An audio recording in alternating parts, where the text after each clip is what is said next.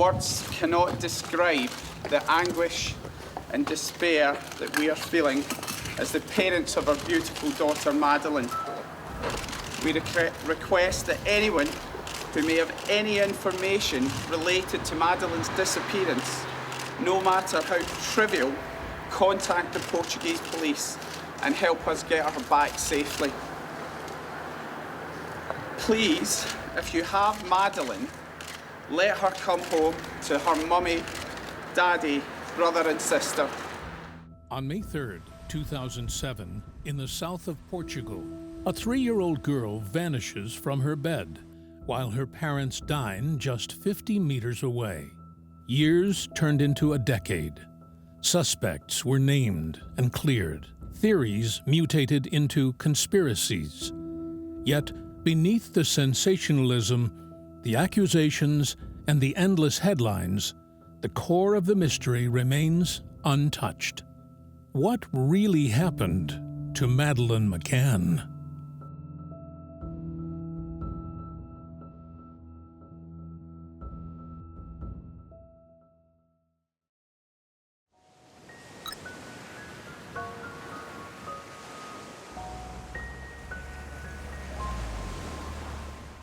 The evening of May 3rd, 2007, settled quietly over the Algarve.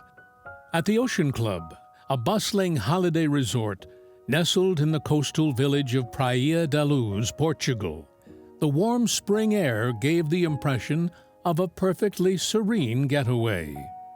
Among the guests enjoying the Mediterranean climate were Kate and Gerry McCann, a couple who had traveled from the quiet east village of Rothley, Leicestershire, seeking a relaxing holiday with their 3 young children. Blissfully unaware of the tragedy looming ahead, the family carried on with their holiday routine. The children spent a carefree morning at the resort's kids' club, burning off energy before reuniting with their parents for a quiet lunch at apartment 5A. Inside the ground floor layout of apartment 5A, the evening routine had come to a close. 3-year-old Madeleine, just days away from her 4th birthday, was tucked into bed in the front bedroom. Sleeping soundly in the same room with her younger siblings, 2-year-old twins Sean and Amelie. Believing the children were safely settled for the night, Kate and Gerry quietly locked the doors, leaving via the patio to join a group of friends for dinner. Their destination was the resort's open-air tapas restaurant, situated just a short walk from their accommodation. The exact distance from the restaurant's seating area to apartment 5A was estimated to be between 50 and 120 meters. For Gerry and Kate, this proximity provided a reassuring sense of security. Gerry would later describe the restaurant as being so incredibly close that it felt akin to dining in their own back garden. However, the physical geography of the Ocean Club presented a more complex reality. While the distance was undeniably short as the crow flies, the direct line of sight from the tapas bar to the children's bedroom window was completely obscured. Between the parents' dinner table and the sleeping children lay a fragmented landscape: the resort's swimming pool, a dense perimeter hedge, a low boundary wall, and a public alleyway that offered open access to the street. Because they could not see the apartment directly, the parents and their friends relied on a rotating schedule, taking turns leaving the table to physically check on the children throughout the evening, a routine that would soon become the focal point of a global mystery. At approximately 9:05 p.m., the ambient chatter of the tapas restaurant faded behind Gerry McCann as he stood up to perform the group's first scheduled check of the evening.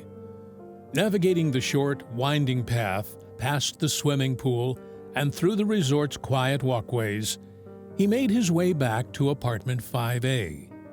He entered through the sliding glass patio doors at the rear of the apartment, which the couple had left unlocked to allow for easy access during these routine checks.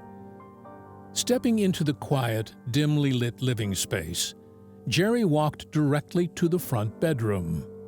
Peering inside, everything appeared to be perfectly peaceful. He saw the twins, Sean and Amelie, fast asleep in their travel cots, and Madeleine resting quietly in her bed just under the window. However, as his eyes adjusted to the shadows, Jerry noticed a subtle discrepancy. The bedroom door was standing open at a noticeably different angle. When he and Kate had originally left for dinner, they had intentionally pulled the door until it was only slightly ajar, leaving just enough space to let in a sliver of ambient light from the living room. Now, it was pushed open nearly halfway. At the time, the detail didn't trigger any immediate alarm. Rationalizing the shift, Jerry assumed the door had simply been nudged wider by a sudden draft, or perhaps that one of the children had briefly stirred and gone back to sleep. Dismissing the minor anomaly as nothing out of the ordinary, Jerry briefly used the bathroom before stepping back out into the warm Algarve night to rejoin his friends at the table, completely unaware of the heavy significance that the slightly open door would later hold. Shortly after 9 p.m., Jane Tanner, one of the friends dining with the McCanns, left the restaurant to check on her own daughter. As she walked, she passed Jerry McCann, who was returning from his 9:05 p.m. check and had paused to chat with another British holidaymaker. In a bizarre twist of attention, neither Jerry nor the other man recalled seeing Tanner walk past them. At approximately 9:15 p.m., near the intersection of Rua Drive, Agostinho da Silva, she noticed a man hurrying across the road just ahead of her, carrying a sleeping child in his arms. He was moving away from the front of apartment 5A and heading east. At approximately 9:25 p.m., a second friend from the group performed a follow-up check. Unlike Jerry, they did not enter the residence, instead listening from the exterior patio to confirm that all remained quiet within the apartment. At exactly 10 p.m., it was Kate's turn to make the short walk back to apartment 5A. Stepping through the unlocked patio doors, she immediately sensed that something was wrong. A chilling draft swept through the apartment, and the bedroom door was now flung wide open. As she rushed into the room, her eyes were drawn to the horrific reality of the scene. I thought maybe I'd left the patio doors open, which I hadn't. I then decided I'd open the door just a little bit again, and that was when I looked in, and it was dark, so I was trying to make out if Madeleine, where is she, she must be there, and it sounds daft, but, I didn't switch the light on, Any parent knows that you don't want to disturb your children. And then suddenly I knew she wasn't there, so I thought she wandered through to our bedroom. So I went through to our bedroom, and when she wasn't there, that was when the panic first set in. And as I rushed back into the children's bedroom, that was the point. And I guess it was chance that there just happened to be a gust of wind, that suddenly the curtains that were closed over just blew open. And that's when I saw that the shutter had been raised and the window was pushed right across. And that's when I knew. I didn't have any doubt, really. I knew that somebody had taken our daughter. And you ran back to... Yeah, I quickly ran around the apartment, and I don't know why that was, because I knew what had happened, but for some reason I thought, well, maybe someone's been in and she's hidden and she's cowering or something, I don't know. But I just flew out the back of the apartment, and then as soon as I saw Jay and our friends, I just started screaming that Madeleine's gone. The immediate aftermath was a blur of chaos and mounting dread. Jerry, their friends, and resort staff instantly abandoned their tables, fanning out to frantically search the grounds, the nearby beach, and the winding streets of Praia da Luz. Well, I think the first thing was disbelief, but obviously we jumped up from the table and ran back to the apartment, and I was saying, she can't be gone, she can't be gone. Kate's going, I'm telling you, she's gone, she's been taken. I go, she can't. And I saw the apartment and pretty much instantly knew she'd been taken. And one of the first things I did is I double-checked all the places Kate had already checked, wardrobes, kitchen cupboards, and I lowered the shutter and I went outside, and I was aghast that the shutter could come up. And on the night, I thought that was how someone had got into the apartment. But we immediately started searching. The four men split up. We went round the immediate blocks of apartments, searching for Madeleine. We all met back at 5A, and then pretty instantly, within minutes, I asked Matt to go to a 24-hour reception and call the police. When the local Portuguese police finally arrived shortly after 11 p.m., the terrifying gravity of the situation cemented itself. This was no longer a frantic search for a wandering toddler. It was a race against time to find an abducted child. Words cannot describe the anguish and despair that we are feeling as the parents of our beautiful daughter Madeleine. We request that anyone who may have any information related to Madeleine's disappearance, no matter how trivial, contact the Portuguese police and help us get her back safely. Please, if you have Madeleine, let her come home to her mummy, daddy, brother and sister. As the Portuguese authorities officially mobilized their investigation, Kate and Jerry McCann found themselves facing a wall of cameras, making desperate and impassioned appeals to the world for any information. In nearly every early photograph and broadcast, Kate was seen fiercely clutching a small, well-worn pink plush toy, Cuddle Cat. To the public, it was a heartbreaking visual of a mother's grief. But to Kate, the toy represented a terrifying piece of evidence. She knew her daughter's habits intimately. Madeleine never parted with the beloved stuffed animal when she was tired or seeking comfort. Finding Cuddle Cat resting on the bed, essentially stripped from the sleeping toddler's arms, instantly solidified Kate's conviction that a targeted abduction had taken place. Madeleine is a beautiful, bright, funny and caring little girl. She is so special. Please, please do not hurt her. Please don't scare her. Please tell us where to find her. Or put her in a place of safety and let somebody know where she is. We beg you to let Madeleine come home. From that devastating moment onward, the timeline fractures into a decades-long nightmare. Despite triggering one of the most extensive, expensive, and highly publicized international manhunts in modern history, Madeleine McCann has never been seen again. To this day, Kate and Jerry McCann remain trapped in a waking nightmare, still searching, still waiting, and still completely in the dark about what truly happened to their daughter that spring night.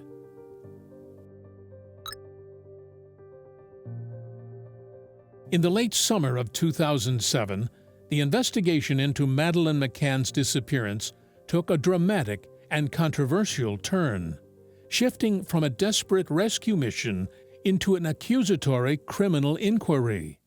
The catalyst for this pivot was the deployment of specialized British sniffer dogs, trained to detect cadaver scent and human blood. Following alerts from these dogs inside apartment 5A and a vehicle the family had rented weeks after the disappearance, Portuguese authorities publicly acknowledged a grim new working theory. They believed Madeleine was dead. This change in investigation direction reached a devastating climax in September 2007. Just 4 months after their daughter vanished, Kate and Jerry McCann were formally declared arguidos, official suspects by the Portuguese police. Heartbroken and facing mounting hostility, the couple made the agonizing decision to return to the UK with their 2-year-old twins, Sean and Amelie. Though leaving Portugal without Madeleine felt like an impossible abandonment. That just gave the conspiracy theorists more to bang on about. I am entirely confident that 15 years after Madeleine went missing, the McCanns have been witnesses of truth. They've been thrust in front of the world's media, which must have been extremely challenging. They've, of course, suffered the worst thing imaginable in the fact that one of their much-loved children has gone missing. They have my sympathy, and with the amount of attention and police attention that they have garnered in 15 years, I have no qualms in saying I am entirely convinced they are absolutely not connected in any criminal way to the disappearance of Madeleine. They may have been negligent, but they certainly were not criminal. There's absolutely no evidence that Madeleine is dead. But then you hear let me finish, please. There's absolutely no evidence that Madeleine is dead, and there's absolutely no evidence that we were involved in a disappearance. As soon as I realised the story or theory, or whatever you want to call it, was that Madeleine was dead and that we'd been involved somehow, it just hit home. They haven't been looking for Madeleine. The Arguido status ignited an unprecedented media frenzy. In the absence of concrete answers, the British tabloid press filled their pages with sensationalized theories, relentlessly publishing defamatory articles that heavily implied the McCanns and their friends were involved in a cover-up. The group of friends who had dined with the McCanns that fateful night, dubbed the Tapas 7, were repeatedly interrogated by police and subjected to the same vicious media scrutiny. In 2008, Kate and Jerry secured historic libel settlements and front-page apologies from major publications, including the Daily Express, which officially retracted their baseless allegations. One of the unusual things about the investigation into Madeleine McCann is that you would expect the parents to be suspects very early on and to be eliminated from the investigation. For some unknown reason, it took the police in Portugal 4 months to make Jerry and Kate McCann officially Arguidos or suspects. And then it took them nearly a year to then decide that they weren't suspects. So again, that's quite a strange tactic on the part of the Portuguese police. Normally, if that investigation was being run in the UK, then we would look to eliminate the parents from the investigation within the first couple of days.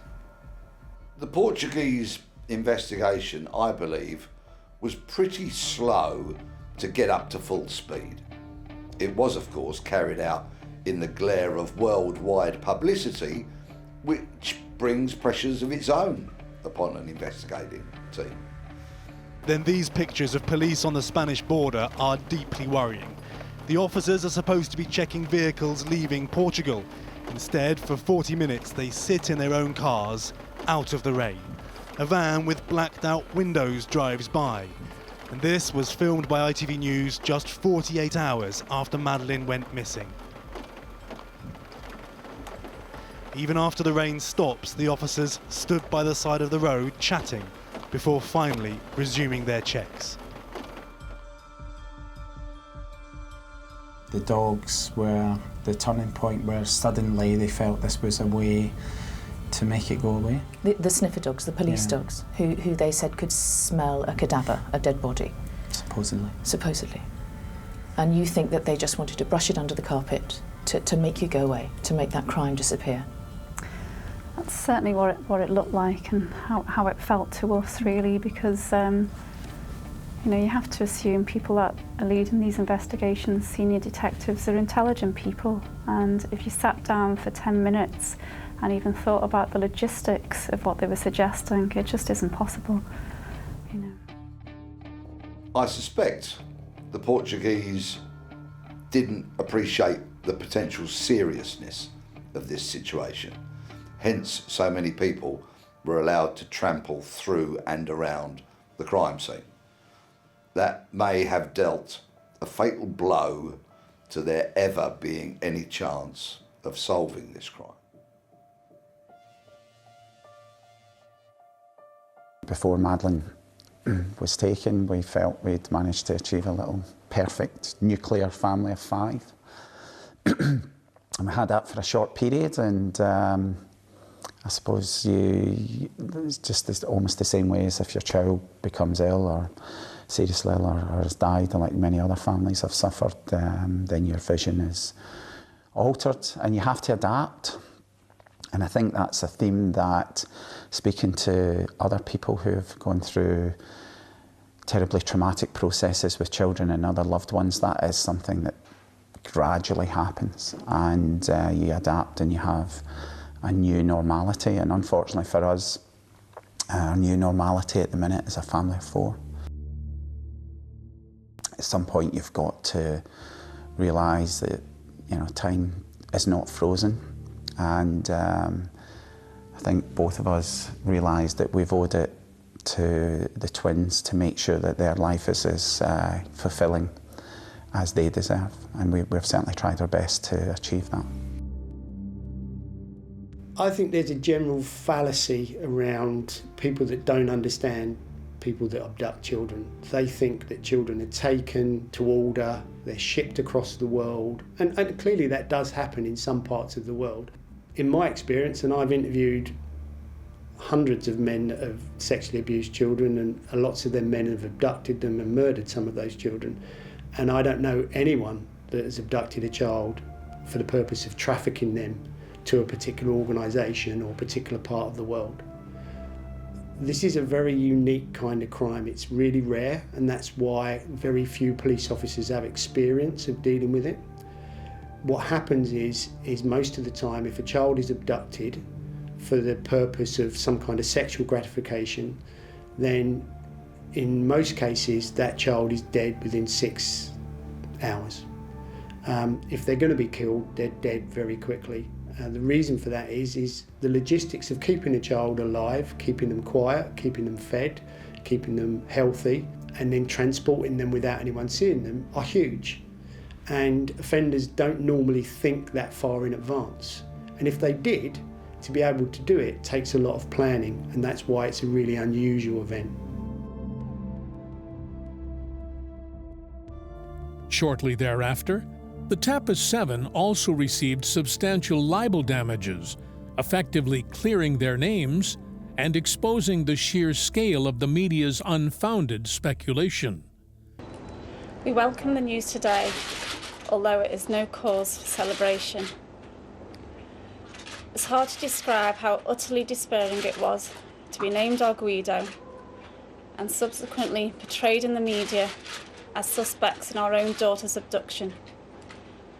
And worse. Equally, it has been devastating to witness the detrimental effect this status has had on the search for Madeleine. We look forward to scrutinising the police files to see what has actually been done, and more importantly, what can still be done, as we leave no stone unturned in the search for our little girl.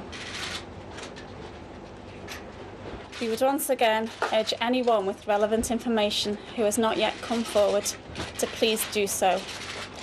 Please contact our hotline number on +44 845 838 4699 or visit our website on findmadeleine.com. Finally, we would like to thank everyone who supported us and stays with us during this particularly difficult period. We can assure you we will never give up on Madeleine. The pursuit of justice hit a bureaucratic wall in July 2008, when Portugal's Attorney General officially archived the case, citing a severe lack of evidence, and formally lifted the arguido status from the McCanns. For Kate and Jerry, clearing their names was entirely secondary to the terrifying reality that the local authorities were no longer actively searching for their daughter. feeling deeply let down by what they perceived as an apathetic and flawed investigation by the Portuguese police, the McCanns realized that keeping the search alive would fall squarely on their own shoulders. Missing person inquiries are often very challenging because in the overwhelming majority of cases, people reported missing turn up not long afterwards. It's always a kind of juggling act for the officer in charge as to what resources do they deploy. Will this person turn up again?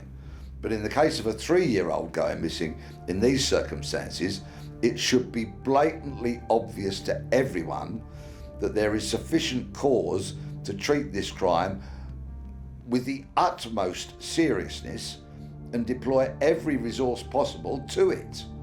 It didn't happen. There was delay. I think there was some pondering and procrastination and wondering about what they should do. And that may have damaged the inquiry, particularly in evidential terms, that it may simply never be solved. Determined to keep Even the as case Kate from and Jerry slipping into McCann began a obscurity, news conference Kate today authored a deeply to ask for the personal and government's help, heartbreaking memoir, ministers were simply working to titled provide them with an Madeleine. answer. What is The book needed served a in dual the search for their purpose, daughter, the couple raising said, vital is a funds review to of continue all the financing evidence. private investigators and ensuring her daughter's face remained firmly fixed in the public consciousness. We want a review, that absolutely, that is our number one thing. We think it should be done, it's the right thing. The McCanns' reliance on private agencies finally came to an end in 2011, when the UK government intervened. The Home Office instructed Scotland Yard to launch Operation Grange, a massive, fully funded police review, meticulously re-examining every piece of evidence and every investigation previously conducted into the disappearance. We're here today, 5 years on, knowing that the chances of finding Madeleine have greatly increased with the ongoing investigative review being undertaken by the Metropolitan Police. We'd like to thank DCI Redwood and his team for the sterling work they've undertaken in the last 12 months. There are several messages that we would like to reinforce. First of all, and crucially, there is a real possibility that Madeleine can still be found alive. As you know, the Metropolitan Police released the new age progression last week. We believe this is what Madeleine will look like today, as she approaches her 9th birthday next weekend. We'd like to reiterate a few of the appeals made by the Met last week. And ideally, if you have information, we'd be grateful if you pass it directly to the Metropolitan Police. I think you all have the numbers 0207 321 9251 +44 207 321 9251 for outside the UK. With regards to the age progression, if you have seen a little girl who looks like this, or if you see a little girl who looks like this, please contact the police immediately. Please don't hesitate, just contact them straight away.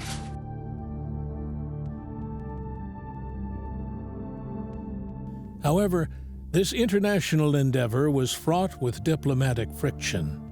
Behind the scenes, the attempts to foster collaborative fieldwork between British Metropolitan Police and the local Portuguese authorities were notoriously strained, often characterized by jurisdictional red tape and a frustratingly disjointed exchange of information. Despite the bureaucratic hurdles, Operation Grange brought a renewed sense of momentum and a shift in investigative perspective. The senior investigating officer publicly announced that Scotland Yard was treating the case as either a burglary gone wrong or a highly coordinated planned abduction by a stranger. The 2013 Operation Grange review also brought about a devastating realization that entirely dismantled the investigation's foundational timeline.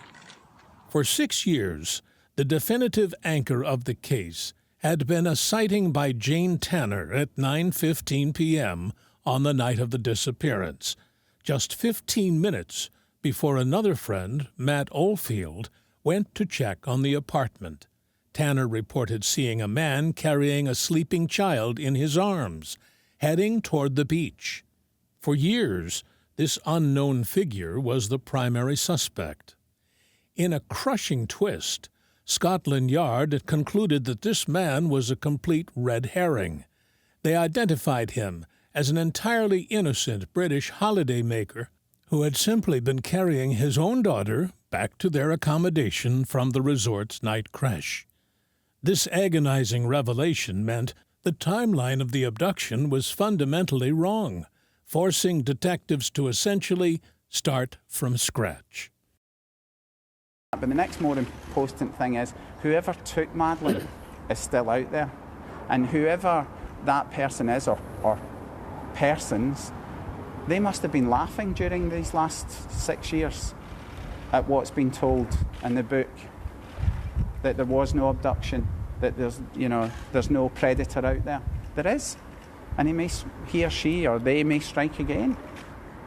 And there's an unsolved serious crime, and there's a series of other crimes against children which have come to light, who've been on holiday. So, at the very least, these people need to be brought to justice. The psychological toll of these relentless false dawns and dead ends pushed the McCanns to the absolute brink. In moments of profound vulnerability, Kate revealed the suffocating weight of her trauma, admitting to experiencing intrusive thoughts about being wiped out in a fatal motorway crash, a fleeting, desperate desire to simply end the excruciating pain of losing her daughter. Yet, driven by unwavering love, she continuously vowed never to stop searching. So here you are, again, talking to the press, talking to the media, trying to get some action, trying to get your little girl back. But meanwhile, life has to go on. Your home life has to continue. How does that happen? What happens with Sean and Amelie? Well, a lot of the work that we do during the time that they're in school. The last 8 months, I have to be honest, have been incredibly busy, and so as soon as they go to bed, I'm in the garage and working away at my computer, so it has been very intense. 6 a.m. starts and... Yeah, I went through a phase of I'll work till 2 in the morning, and then I get tired and go, okay, well I'll get up and start work at 6 in the morning. So, most of my work is done when Sean and Amelie are sort of otherwise, engaged, whether that be at school or asleep. And I've said all along, our family's been incredible. We have such support from our family and friends, and Sean and Amelie are always in a loving environment. So even if there's a meeting we have to go to, for example, we know that they're with people who they're very familiar with and love them very much. So. And do they understand what happened to Madeleine? Yeah, no, they know everything. We've answered any question they've asked. We've answered as openly and honestly as we can, and that's certainly been the advice we've had as well. They know that a man's taken Madeleine. They call him the naughty man because they know it's wrong. They know that burglary of any kind, which is obviously what they understand. Even if you really want something, you shouldn't take it if it doesn't belong to you. They know Madeleine's our daughter. She's their big sister, and she belongs with our family. And you still believe that she's alive and she's out there somewhere? Well, we know there's a very good chance that she is, yes. Yeah, there's absolutely nothing to suggest otherwise, Mary, and as parents we've just got to keep going, and I don't think any parent could accept that their child was dead without concrete proof of that. So from our point of view, we've got to keep going. One of the important things about when you investigate child abduction is that you have to look at every piece of information that comes in, and you have to assess it and grade it and decide whether or not it's worth you developing that piece of information. The situation is that very quickly there was an artist impression released that generated lots more information, people supplying names and who it may or may not be, and all of that is going to create a lot of new information to go into the investigation to add to the vast amounts of information they've already got. So whilst it's important for the media to be used positively, it can have a negative effect on investigations and slow them down. For 15 years, Madeleine's face has been beamed around the world, together with appeals for information. So it's not surprising that there have been quite a number of reported sightings, none of which appear to have been confirmed at any point. Ari and Ray Pollard didn't even know that Madeleine was missing, but recognised her photo as soon as they saw it on television back home in Spain. Despite their constant calls to police in Portugal, Spain and the UK, it was more than 10 days before there was any response. She had this pretty face and long blonde hair, and on the side to the shoulders, green eyes, and she had a little sad look in her face. She responded to this man and said with the accent then, can we see mommy now? Back here. Yeah, somewhat behind, yeah. I was standing here. And then she came in like this. Down the towards aisle me. there. Yeah. And because I thought she was alone, I asked her.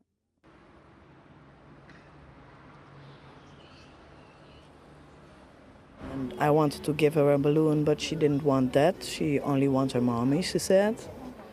And she said that these people took her from her mommy. Did she say anything else to you? Yeah, I thought she said at that time that they took me from my holiday. I asked her name, and I thought at first she said her name was Maggie. So I said, oh, Maggie, that's a nice name. And then she said, no, it's not Maggie, it's Maddie. I understand why people make these reported sightings, because they are very well-intentioned people. They want to do the right thing. She's a very recognisable young girl. They report it when they think they've seen a child that may have been her, or now, of course, a young woman. But sadly, none of these sightings have ever been confirmed. The case lay largely dormant until a seismic development shattered the silence in 2020. Authorities in Braunschweig, Germany, announced what was widely described as the most significant lead in 13 years, publicly identifying a new prime suspect, a convicted German sex offender named Christian Brückner. He has a history of sexual offending against children. He has a history of adult rape and burglary. And in fact, my understanding is that actual rape took place when he actually broke into the victim's home. He has a history of theft and drug dealing. So he is a risk taker by nature. If you get someone who is a burglar, someone who has a sexual interest in children, and someone who is an habitual risk taker, then you have the criteria for someone that is capable of breaking into an apartment and taking a child like Madeleine McCann. So in terms of the offender profile, then he fits quite nicely into what we would be looking for someone that has the attitude, the character, and the capability. Because like I said before, there are millions and millions of men and women across the world that have a sexual interest in children. There are very, very few that would break into an apartment and take a child to feed that need of sexual gratification with the child. So whoever took Madeleine McCann is in a very, very unique club.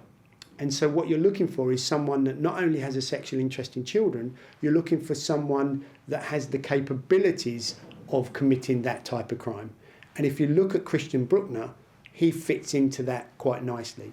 He's a risk taker, he's an habitual criminal, he breaks into houses, and he's a sexual offender. He's sexually and morally indiscriminate, and he'll offend against adult women, elderly women, and he'll offend against children. So that puts him into a very rare club. The intelligence that brought Brückner to the attention of investigators reportedly stemmed from an unguarded conversation in a bar, during which he allegedly confessed his involvement in Madeleine's disappearance to an acquaintance. When detectives began digging into his past, they unearthed a chilling timeline that placed him squarely in the Algarve in May 2007. Investigators established that he had been living out of an early 1980s Volkswagen T3 camper van, a vehicle Scotland Yard confirmed was in the Praia da Luz area in the exact days leading up to the abduction. As authorities dug deeper, they uncovered a dark digital footprint. Police found abhorrent communications, including evidence that Brückner had swapped child abuse imagery with an associate and had openly discussed sick fantasies regarding the capture and imprisonment of a child. But that's just circumstantial evidence. It's not direct evidence that would link him to the crime scene, and the disappearance of Madeleine. I make no apology for reinforcing the fact that as a former detective, I'm interested only in evidence in a case like this. And at the moment, it appears to me that sufficient evidence to charge anyone simply doesn't exist. If you've got the evidence, charge someone.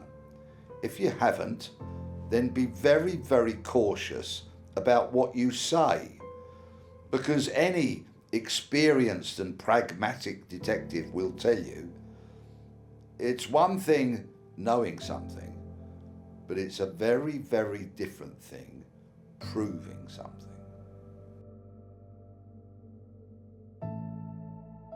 So the real question here is not who is Christian Brückner. The real question is, did the Portuguese police know about Christian Brückner in 2007? Was he on their list of potential suspects? And did they eliminate him from their investigation then because they didn't think he did it? Or was he not on their list? And if so, why wasn't he on their list? Because he was a known sex offender who broke into houses and he lived in the area. So he would have been a natural suspect for this investigation. At the time he was officially named a suspect, Brückner was already serving a prison sentence in Germany for a severe, unrelated assault committed in Praia da Luz and possessed a lengthy criminal record that included prior convictions for sexual offenses against young girls. The emergence of Christian Brückner brought an agonizing shift in the official narrative. Hans Christian Wolters, the lead German prosecutor on the case, took the unprecedented and controversial step of writing directly to the McCann family. In a devastating blow, Wolters informed them that his office possessed concrete evidence that Madeleine was dead, though he rigidly refused to share the specific details of that evidence with her parents, citing the need to protect the integrity of the ongoing investigation. This new line of inquiry triggered the first active, on-the-ground search in nearly a decade. In May 2023, more than 16 years after Madeleine disappeared, police descended upon the Arade Dam reservoir in Portugal. The location was highly specific, as Brückner had reportedly referred to the secluded reservoir as his little paradise and frequented it regularly with a known associate. Tragically, the area had already been scoured by private investigators back in 2008, following a tip from a Portuguese lawyer with underworld contacts, but nothing had been found. The intensive 3-day search in 2023 saw investigators clearing dense brush and digging near the water's edge, ultimately collecting soil and various materials for forensic testing. Simultaneously, detectives began the grueling task of combing through over 8,000 personal photographs belonging to Brückner, looking for any geographical clues or hidden evidence. While investigators remain hopeful that these new avenues will finally yield answers, the painful reality persists. Christian Brückner vehemently denies any involvement, and to date, no physical trace of Madeleine McCann has been found, leaving the world's most high-profile missing child case agonizingly unresolved. Nearly 2 decades after that seemingly serene spring evening in Praia da Luz, the disappearance of Madeleine McCann remains an open wound in the annals of modern criminal history. Despite millions of pounds spent, unprecedented international police cooperation, and relentless global media scrutiny, the core question of what truly happened on May 3, 2007, remains agonizingly unanswered.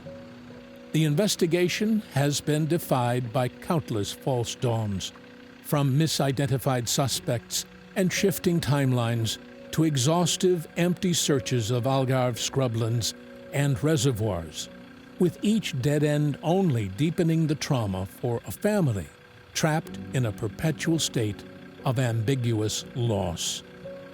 Today, the case exists in a painful limbo, caught between opposing convictions and a frustrating lack of physical proof. On one side, German prosecutors remain steadfast in their belief that Christian Brückner is responsible and that Madeleine is no longer alive. Yet, despite their public assertions of possessing concrete evidence, they have continually struggled to produce the definitive physical link required to bring formal charges in relation to her disappearance. The soil samples collected from the Aradi Dam and the exhaustive sweeps of Brückner's digital footprint have yet to yield the final, undeniable puzzle piece needed to close the case. Without a confession or forensic finality, the judicial process remains paralyzed, leaving investigators circling a prime suspect but unable to definitively close the net.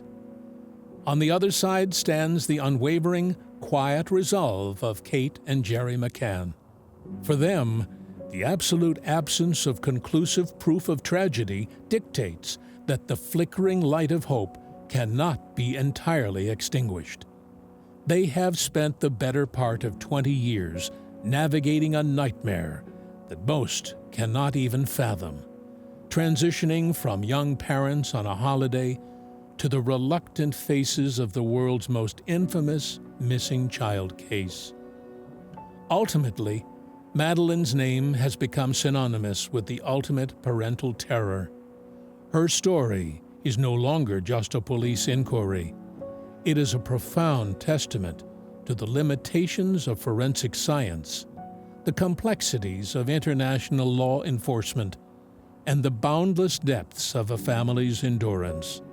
Until concrete answers are finally unearthed from the shadows of the Algarve, the empty bed in apartment 5A will continue to cast a long, haunting shadow, echoing with a mystery that time has, so far, completely refused to You must yield. have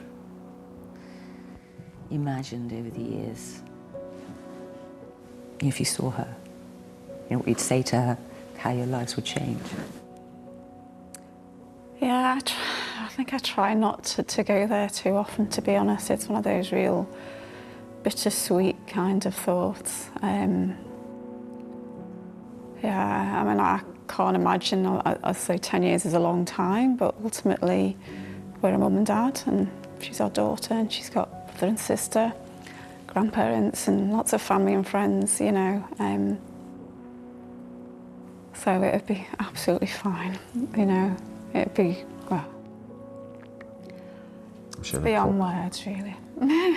We'll cope with anything, yeah. And you must have imagined over the years, if you saw her, what you'd say to her, how your lives would change. Yeah, I think I try not to go there too often, to be honest. It's one of those real bittersweet kind of thoughts. Yeah, I mean, I can't imagine, I'd say 10 years is a long time, but ultimately we're a mum and dad, and she's our daughter, and she's got brother and sister, grandparents, and lots of family and friends, you know. So it'd be absolutely fine, you know. It'd be, well, it's beyond words, really. We'll cope with anything, yeah. Whatever it takes, for as long as it takes, you know, but there's still hope that we can find Madeleine. And if you do find Madeleine, you will be able to show her everything you did to try and find her. Absolutely. That you never gave up. I guess for her, just knowing how many people have been there willing a home, really important.